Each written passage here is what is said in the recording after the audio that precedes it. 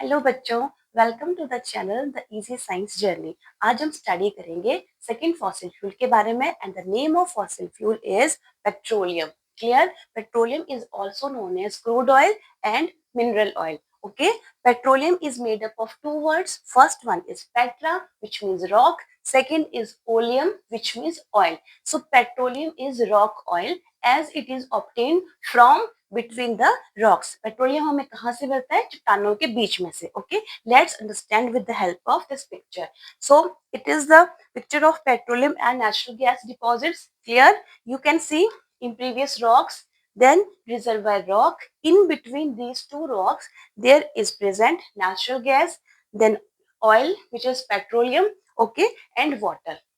ठीक है. सो इस डायग्राम में जो आपको चीज समझनी है वो है, फर्स्ट तो आ गया इम्प्रीवियस रॉक. इम्प्रीवियस रॉक क्या होता है? Impermeable rock which do not allow the passage of gas, oil और वाटर थ्रू इट. ठीक है, जो अपने आप में से पानी को, गैस को और ऑयल को पास नहीं होने देती, उनको रोक के रखती है. ठीक है, that is known as impervious rock. And then the reservoir rock, clear, which store these three substances. Now एक और चीज है, गैस का लेवल सबसे ऊपर है, फिर आता है ऑयल, फिर आता है वाटर. ठीक है, so this is the down, जो नीचे की तरफ है, this is the increasing order of density. जो चीज भारी होगी वो बॉटम पे जाएगी. ठीक है, और जो चीज सबसे लाइटर होगी वो क्या करेगी? टॉप पे एग्जिस्ट करेगी. क्लियर? तो जो इंक्रीजिंग ऑर्डर ऑफ डेंसिटी है वो क्या है? Water is more denser than oil. ठीक है, and oil is more denser then gas. तो सबसे टॉप पे जो लेयर है वो है गैस की, देन उसके नीचे ऑयल और सबसे बॉटम में है वाटर. सो आई होप ये डायग्राम आपको क्लियर है. Now coming to the next, that is how petroleum is formed. Petroleum की फॉर्मेशन कैसे होती है? ठीक है, so just like coal, petroleum has formed a very large time ago. ठीक है, पेट्रोलियम की फॉर्मेशन हुई थी अबाउट 252 मिलियन ईयर अगो. ठीक है, 252 million years ago the formation of petroleum has occurred on this earth. Okay, and further petroleum is made up of sea organisms, the dead remains of sea organisms. उसकी भी petrol की तरह story है. ठीक है, sea organisms, then they died and settled at the bottom of sea. तो इन चीजों को हम अंडरस्टैंड करेंगे with the help of a flow chart. Clear? वो ज्यादा समझने में इजी होता है. सो क्या था इतने साल पहले? सी ऑर्गेनिजम्स. क्लियर? समुद्र में रहने वाले जीव जंतु, प्लांट्स भी और एनिमल्स भी. ओके, आफ्टर डेथ, एरो के ऊपर मैंने लिख दिया आफ्टर डेथ. उनकी डेथ के बाद क्या होगा? They settle. Okay, they settle at bottom of sea. जो समुद्र का बॉटम था उस पे वो सेटल डाउन हो गए. अब नेक्स्ट स्टेप में क्या होगा? तीन कंडीशन आप बच्चों को याद होंगी कोल फॉर्मेशन की, सेम हम इसमें राइट डाउन करेंगे. High temperature. ठीक है, temperature should be high, high pressure. And third condition कौन सी थी बच्चों? Absence of oxygen. ठीक है, नो ऑक्सीजन, कोई ऑक्सीजन नहीं होगी. ठीक है, तो उसकी प्रेजेंस में, इन कंडीशन की प्रेजेंस में क्या होगा? जो डेड सी ऑर्गेनिजम्स होंगे, ठीक है, जो डेड सी ऑर्गेनिजम्स होंगे, they finally converted into petroleum. वो किस में चेंज हो जाएंगे? पेट्रोलियम में एंड नेचुरल गैस में. ओके, दो चीजें बनेंगी, petroleum and natural gas. Clear? So with the help of this flow chart, now you can easily understand and write in your exams also. आपको लिखना क्या है? About 252 million year ago, the sea organisms, they they settled down at the sea bottom after their death. ठीक है, with the passage of time, their dead bodies that changed into petroleum and natural gas under what condition? High temperature, high pressure and absence of oxygen. Okay, so this is the formation. ये किसका flow chart हमने अभी बनाया? Formation of petroleum and natural gas. Clear? So then coming to next topic, that is आपकी book में page number 35 पे information given to you है कि जो फर्स्ट ऑयल वेल था that was discovered in Pennsylvania in USA. और कब हुआ था? 1859 में. ठीक है, जो फर्स्ट ऑयल वेल था दैट वाज डिस्कवर्ड इन 1859. उसके आफ्टर 8 इयर्स के बाद इंडिया में 1867 में मक्कम इन असम, दूसरा जो मतलब इंडिया का फर्स्ट ऑयल वेल था वो डिस्कवर हुआ था. ठीक है, और करंटली जो पेट्रोलियम है वो हमें इंडिया में कौन कौन से पार्ट से मिलता है, असम से, गुजरात से, मुंबई हाई से and river basins of Krishna and Godavari. Clear. और एक और इन्फॉर्मेशन मैं आप बच्चों को दे रही हूँ कि जो फर्स्ट पेट्रोलियम इंडस्ट्री लगी थी इंडिया में वो लगी थी 1889 में। Clear. So these are additional facts. Now coming to next, that is next topic है आपका petroleum refining. Okay, the next topic is petroleum refining. Okay, so petroleum जो होता है, petroleum is a thick liquid, black liquid with unpleasant smell. उसकी smell unpleasant होती है, वो एक डार्क कलर का ब्लैक लिक्विड होता है। ओके, उसमें होते हैं बहुत सारे कॉन्स्टिट्यूएंट्स हम उनको बोलते हैं, या उसके कंपोनेंट्स। अब उन कंपोनेंट्स को, डिफरेंट कंपोनेंट्स को पेट्रोलियम से सेपरेट करना, that process is known as petroleum refining. Okay, how will you define it? Petroleum refining is a process in which the various components, various constituents of petroleum are separated from each other.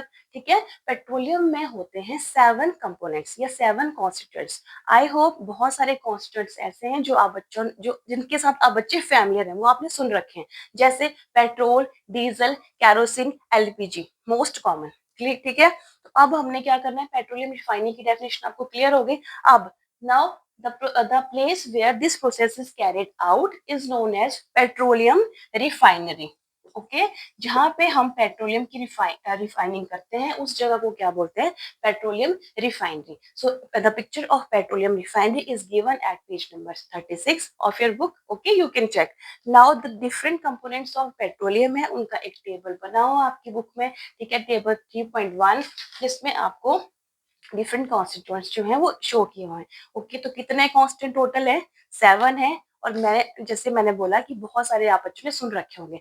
Petrol, okay, used as a fuel in lighter vehicle like scooties, motor bicycles and also the cars. Diesel, to used as fuel in the heavy vehicles like truck and generators also. ठीक है, उसके बाद ये आप kerosene oil पे, मिट्टी का तेल which is use in stoves. Okay, उसमें यूज होता है वो। Paraffin wax, you have studied. Vaseline jelly आप सबने यूज की होगी, उसमें पैराफिन वैक्स होता है, और कैंडल्स में भी पैराफिन वैक्स होता है। उसके बाद एलपीजी, जो हमारे घरों में सिलेंडर आता है गैस का, that is liquefied petroleum gas, that is also a constituents of petroleum. ठीक है, आफ्टर दैट आ जाइए, जो नेक्स्ट है लुब्रिकेंट्स। लुब्रिकेंट्स जो होते हैं, जब कोई मशीन अच्छे से काम नहीं करती, मतलब उसकी जो लुब्रिकेशन पावर है वो खत्म हो गई, तो वहां पे उसको ग्रीस देने के लिए हम यूज करते हैं लुब्रिकेंट्स का, तो that is also petroleum product. And then bitumen, you have heard in while we studying coal tar that in place of coal tar nowadays a petroleum product bitumen is used। ये हमने study कर लिया था, तो वो भी petroleum का एक कॉन्स्टिट्यूएंट है। ठीक है, तो इन जो ये 7 हो गए, कौन कौन से हो गए भाई 7?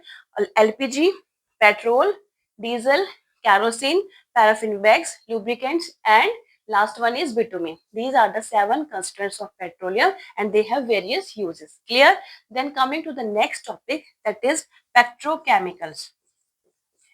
ये सारे इंपॉर्टेंट टॉपिक्स हैं, एक एक मार्क्स के क्वेश्चन में या शॉर्ट नोट में ही आ सकते हैं। ओके, सो पेट्रोकेमिकल्स होते हैं, नाम से है कि petrochemical, chemical. Okay, these are the chemical substances which are obtained from petroleum and natural gas.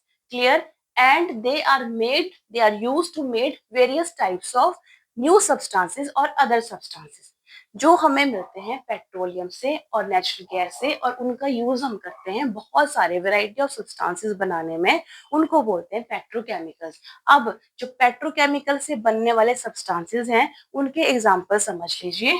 Fertilisers, ठीक है, हम पेट्रोकेमिकल से क्या क्या बना सकते हैं, fertilisers, we can make fibres, okay, plastics and detergents. तो ये जो 4 हैं ये सबसे ज्यादा कॉमन कॉमन जो है प्रोडक्ट्स हैं जो बनते हैं पेट्रोकेमिकल से। Okay, so you can give the example of petrol, you can give the example of kerosene also. वो सारे के सारे क्या है, पेट्रोकेमिकल्स जो हमें पेट्रोल से और नेचुरल गैस से मिलते हैं। अब नेचुरल गैस का जो एक कंपोनेंट है, इसमें इस जो बॉक्स बना हुआ है उसमें लिखा गया है कि natural gas is use to make urea, that is a fertiliser. उसको हम स्टडी करेंगे उस लाइन को जब हम नेचुरल गैस को स्टडी करेंगे।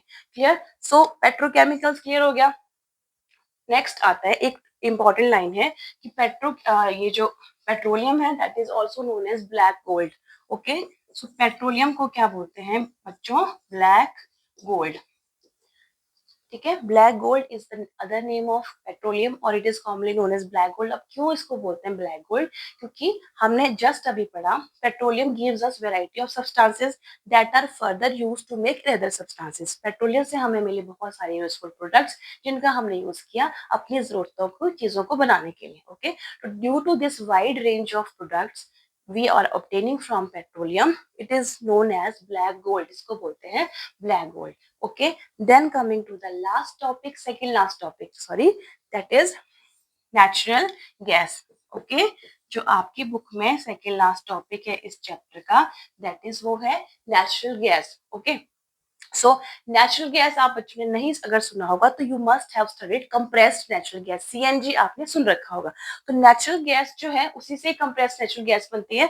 It is a very important fossil fuel as it is easy to transport through pipes. इसको पाइप्स के थ्रू ट्रांसपोर्ट करना बहुत ईजी होता है नेचुरल गैस को। क्लियर?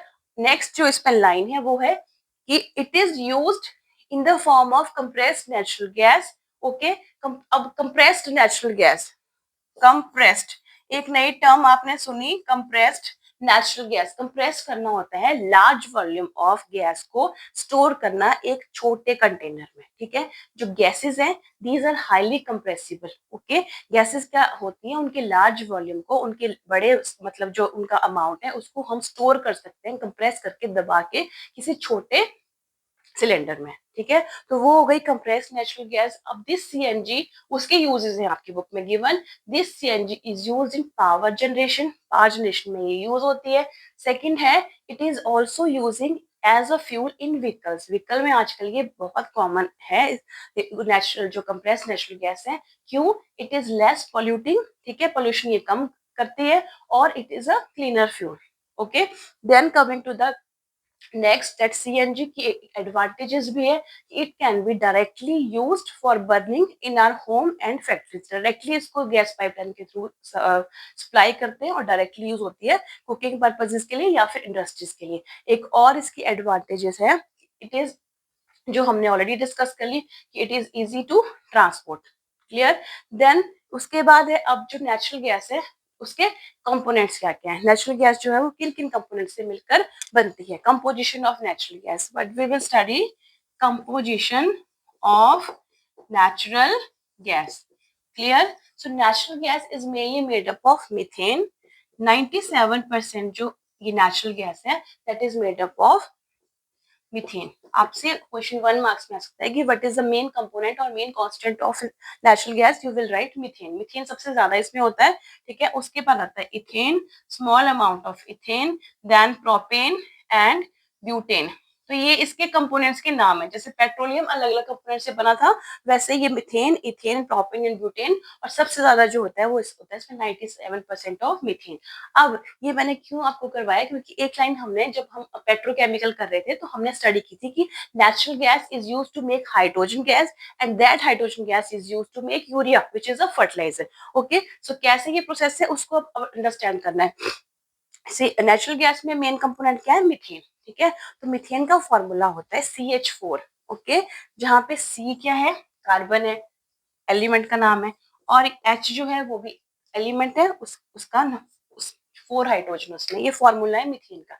किसका फॉर्मूला है बच्चों? ये मीथेन का। ठीक है, इंटरेस्टिंग है, इसको स्टडी कर लेना अच्छे से। 9th क्लास में आपको ऐसे बहुत सारे फॉर्मूले स्टडी करने हैं।